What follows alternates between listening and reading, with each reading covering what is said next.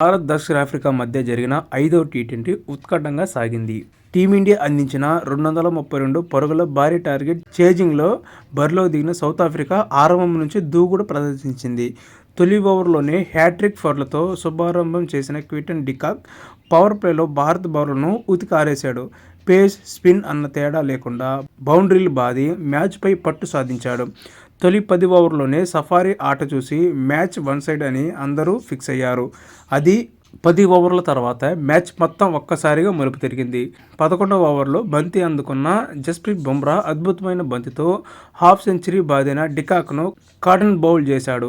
ఆ తర్వాత ఓవర్లోనే బ్రెవిస్ను పాండ్యా బయటకు పంపగా 13వ ఓవర్ వరుస బంతుల్లో కెప్టెన్ మార్క్రమ్ ఫెరేరాను వరుణ్ చక్రవర్తి పెవిలియన్కు పంపాడు. వరుసగా 3వ ఓవర్లోనే సౌత్ ఆఫ్రికా 4 వికెట్లు కోల్పోయింది. 10 ఓవర్లకు 118 1 వికెట్తో ఉన్న సౌత్ ఆఫ్రికా జట్టు కేవలం 17 పరుగులతోనే కీలకమైన 4 వికెట్లు కోల్పోయి పీకల్లోతుల కష్టాల్లో పడింది. ఆ తర్వాత కొంతసేపు డేవిడ్ మిల్లర్ స్కోర్ బోర్డును ముందుకు నడిపించే ప్రయత్నం చేసిన హర్షదీప్ బౌలింగ్లో భారీ షాట్కు ప్రయత్నించి సంజుకి క్యాచ్ ఇచ్చి అవుట్ అయ్యాడు. దాంతో సౌత్ ఆఫ్రికా 154 పరుగులకే 6 వికెట్లు కోల్పోయింది. టెయిలెండర్ బ్యాటర్లు కాసేపు పోరాడినా ఫలితం దక్కలేదు.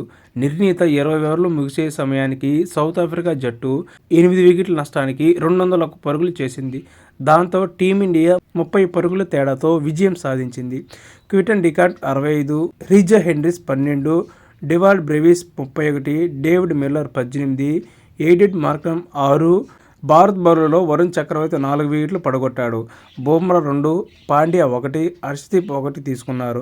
5 మ్యాచ్ల్లో టీ20 సిరీస్లో టీమిండియా 3-1 తేడాతో సిరీస్ను సొంతం చేసుకుంది. అంతకుముందు తొలుత బ్యాటింగ్ చేసిన టీమిండియా నిర్ణీత 20 ఓవర్లో 5 వికెట్ల నష్టానికి 231 పరుగులు చేసింది.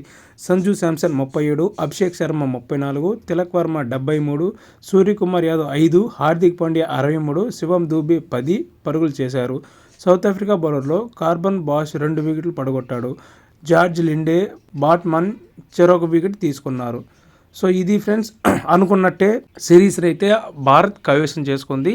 సో మరిన్ని ఇంట్రెస్ట్ వీడియోస్ కోసం ఛానల్ ఫాలో అవ్వండి.